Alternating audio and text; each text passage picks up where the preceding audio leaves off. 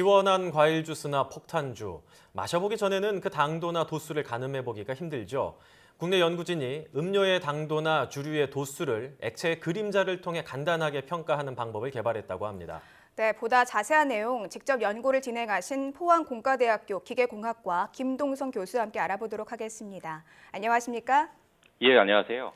네, 저는 이 뉴스를 듣고 굉장히 좀 신기하다는 생각을 했는데요. 이 투명한 컵과 빛만 있으면 액체 그림자만으로 과일이나 이 폭탄주의 도수나 당도를 알 수 있다 이런 연구를 하셨는데 이게 어떤 기술인지 궁금합니다. 자세히 소개해 주시죠.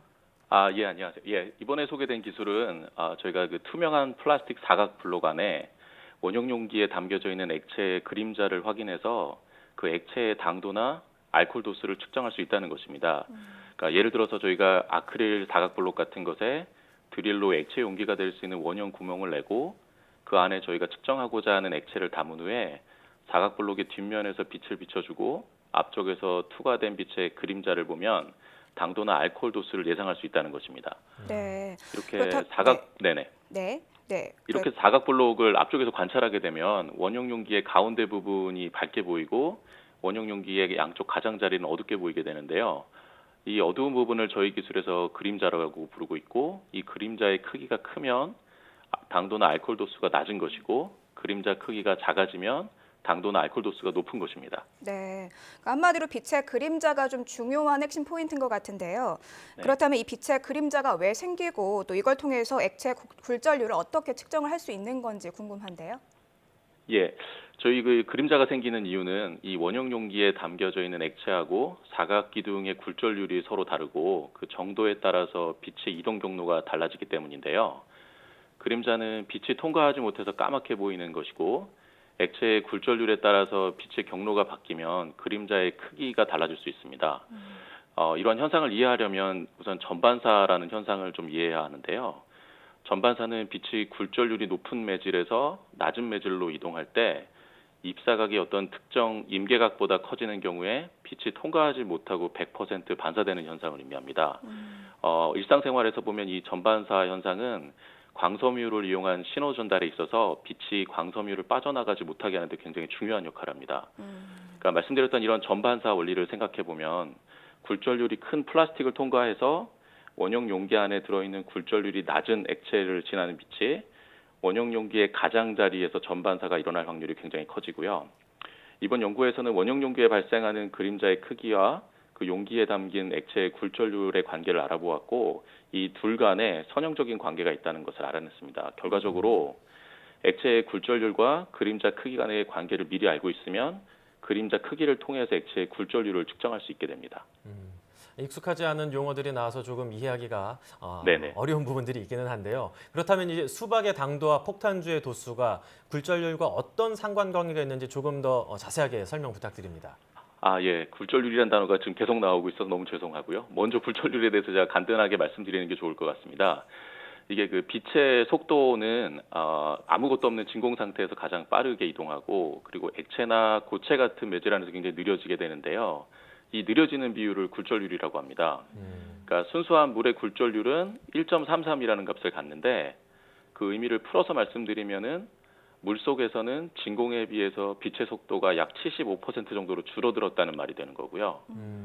그러니까 물에 섞여 있는 설탕이나 알코올이 빛이 이동하는 것을 더 방해하게 되고 설탕물이나 아니면 술 같은 것에서는 빛의 속도가 순수한 물에 비해서 더 느려지게 되고 굴절률은 물보다 더 커지게 됩니다. 그러니까 정리해서 말씀드리면 물에 설탕이나 소금 아니면 알코올 같은 게 섞이면 섞일수록 그 액체의 굴절률이 증가하게 되고 결국 굴절률을 측정하게 되면 거꾸로 과일의 당도나 아니면 술의 도수를 측정할 수 있다는 얘기가 되는 겁니다. 네, 그러면 기존에는 이 굴절률을 측정하기가 어려웠습니까? 그렇지 않았고요. 사실 이제 일반적으로 사용되는 굴절률 측정 장치들이 있습니다. 그러니까 이 굴절률 측정 장치들은 대부분 다 똑같이 빛의 굴절률하고 전반사를 이용한다는 것에서 동일하고요. 네. 다만 이제 이런 기존의 굴절률 측정 장치에서는 이제 프리즘 아니면 렌즈 이렇게 좀 정밀하고 비싼 광학 장비를 필요로 했는데 저희 기술의 그 기존 기술하고 차이점이라면 빛의 그 전반사 조건이라는 걸 만들기 위해서 어떤 상황을 만들었는가이고요. 저희는 그냥 아주 간단하게 투명한 아크릴 사각 블록에다가 원형 구멍을 만들어서 사용하고 있는 거고 이러한 장치는 그냥 일반 가정에서도 손쉽게 만들 수 있는 형태라고 생각합니다. 네. 당연히 고가 장비를 사용하면 정량적으로 정확한 굴절률 값을 측정할 수 있고 저희 기술은 그냥 간단히 장치를 통해서 일상생활에서도 쉽게 액체의 특성을 정성적으로나마 좀 평가할 수 있게 되었다는 데 의미가 있을 것 같습니다. 일상생활에서 쉽게 액체를 측정할 수 있다고 말씀을 해주셨는데 지금 화면을 보면 일정한 어떤 틀도 있고 조명도 있고 약간은 좀 복잡해 보이는데 저희도 이렇게 측정을 할 수가 있습니까? 예, 예. 지금 이제 필요한 거는 이제 뭐 아크릴과 같은 사각 블록에다가 드릴로 원형 구멍을 내거나요. 이제 요런 거 하나가 필요한데 아니면 표면이 매끈하고 투명한 둥근 컵도 원형 용기 역할을 할 수 있을 거라고 생각하고요. 그리고 이제 뒤에서 조명을 대줘야 되는데 이 조명은 이제 2차원 명광원이라는 게 필요합니다. 그걸 만들기 위해서 그냥 쉬운 방법은 그냥 그 가정에서 사용하시는 탁상용 스탠드 불빛에다가 A4지 같은 하얀 종이를 대서 사용하시거나 아니면 아주 간단하게는 스마트폰 액정 화면에서 나오는 조명을 사용하시면 되고요. 그리고 앞쪽에서 그 그림자 패턴을 확인하면 됩니다. 그러니까 저희 생각에 뭐 앞으로 스마트폰 앱과 같은 것이 좀 개발이 되면 스마트폰으로 그림자 사진을 찍고 어떤 용기에 어떤 종류의 액체를 넣었는지를 입력하면은 아마도 그 액체의 당도나 아니면 알코올 도수를 알려줄 수 있을 거라고 생각하고 있습니다. 그렇군요. 실제로 이제 일상 속에서 다양한 액체를 측정을 해보셨을 것 같은데 어떤 결과물이 나왔던가요? 뭐 액체 용기의 표면에 이제 표기가 돼 있던 뭐 당도나 도수와 어느 정도 좀 차이가 있던가요? 예. 차이가 있다고 저희가 아주 명확하게 수치로적으로 달려졌다고 말씀드리긴 어렵고요.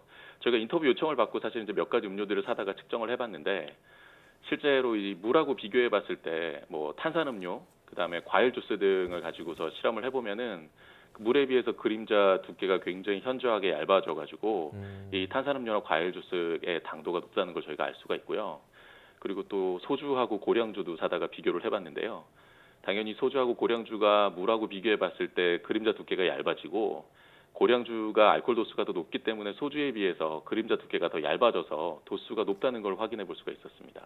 네, 뭐 일상생활에서 또 가정에서 이런 간단한 재료만 있으면 좀 손쉽게 당도라든가 뭐 농도를 측정할 수 있게 됐다는 게 신기한데요. 네네. 그렇다면 이게 앞으로 좀 어떻게 뭐 산업이라든가 어떤 분야에서 이게 활용이 될 수 있을지도 궁금합니다. 어떻습니까?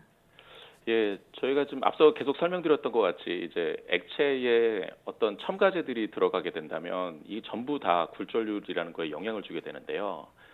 저희가 개발한 현재 기술은 굉장히 간단한 측정 방법이라서 액체가 가지고 있는 거의 모든 정보를 종합적으로 알아내는 것은 굉장히 어렵다고 생각합니다.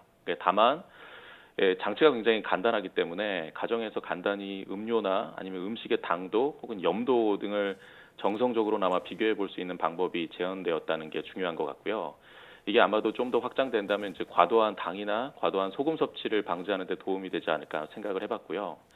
산업적인 입장에서 본다 그러면 뭐 절삭류, 냉각류 이렇게 불리는 산업용 오일이 있는데요. 이러한 산업용 오일의 농도나 변성 정도도 정성적으로 평가할 수 있는 방법으로 사용될 수 있지 않을까 생각을 해봤습니다. 네.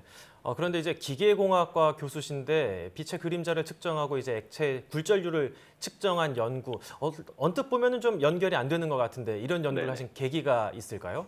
예, 질문 감사드리고요. 저희가 당연히 술의 굴절률을 측정했다는 건 좀 이상한 상황인데요. 저희가 원래 연구했었던 거는 이제 액체 렌즈라는 걸 만들고 있었습니다. 이 액체 렌즈라는 거는 제가 말씀드렸던 그런 원형 용기에다가 물하고 기름을 넣게 되면은 물 위에 기름이 뜨게 되고요. 이 젖음성이라는 것 차이 때문에 물하고 기름 사이에 볼록한 경계면이 생깁니다. 이 볼록한 경계면을 저희가 렌즈로 사용할 수 있게 되는 건데 저희가 이 물하고 기름 사이에 생기는 경계면을 관찰하다 보니까 기름하고 물 사이의 그림자 패턴이 달라진다는 걸 저희가 알게 돼가지고 이게 과연 어떤 현상인지를 저희가 연구하다 보니까 이런 연구 결과로 도출되게 되었습니다. 네, 뭐 호기심에서 시작한 연구가 지금 이렇게까지 발전이 된 것 같은데요. 앞으로는 네네. 어떤 연구를 진행하실 계획이신지 간단하게 설명 부탁드리겠습니다. 예, 저희 말씀드렸던 액체 렌즈 연구는 계속 진행할 예정이고요. 저희가 다른 방법으로는 소변이나 침이나 아니면 혈액 같은 체액의 굴절률을 좀 측정해 보려고 하고 있습니다. 그러니까 우리 몸의 건강 상태가 달라지면은 뭐 체액 구성 성분이나 농도가 달라진다고 지금 알려져 있는 상태인데요. 이 변화가 아마 체액의 굴절률에 변화를 줄 것 같고 결과적으로 굴절률 측정을 하면 가정에서 간단하게 건강 상태를 좀 가늠해 볼 수 있는 장치를 개발하는 데 적용해 볼 수 있지 않을까 생각합니다. 네, 이번 연구가 뭐 건강 진단 또 나아가 산업까지 다양하게 좀 활용이 되길 기대해 보겠습니다. 예, 감사합니다. 지금까지 포항공과대학교 기계공학과 김동성 교수와 함께했습니다. 오늘 말씀 잘 들었습니다. 예, 감사합니다.